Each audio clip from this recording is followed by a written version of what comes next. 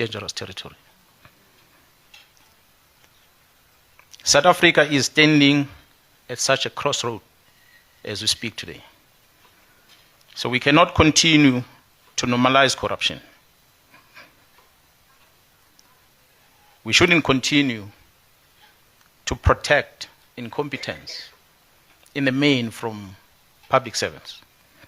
We cannot continue to romanticize criminality whilst our citizens live behind burglar bars.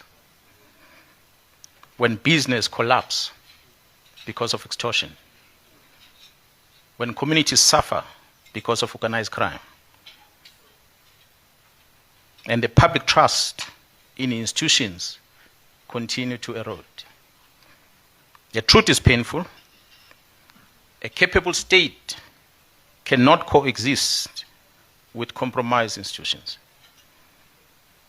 And the process of renewal cannot selectively target certain sectors of society while others remain untouched. The spring cleaning that we are currently experiencing within the criminal justice system must cut across all sectors of our society.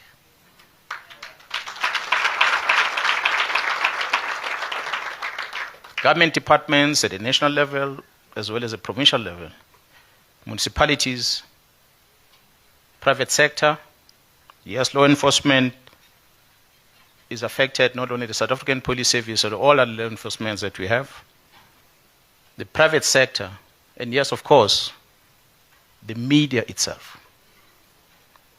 Every institution in this country must ask a difficult question. Are we saving South Africa or are we saving ourselves? Because patriotism is not found in slogans.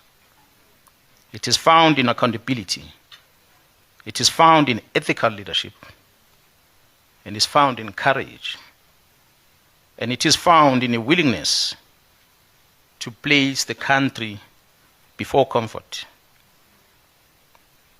We don't have to all agree, and you don't have to be friends, you don't have to like each other, but we all have a responsibility to serve the interest of South Africa.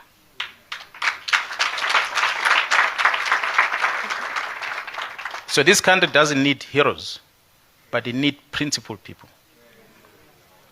People who will do their jobs honestly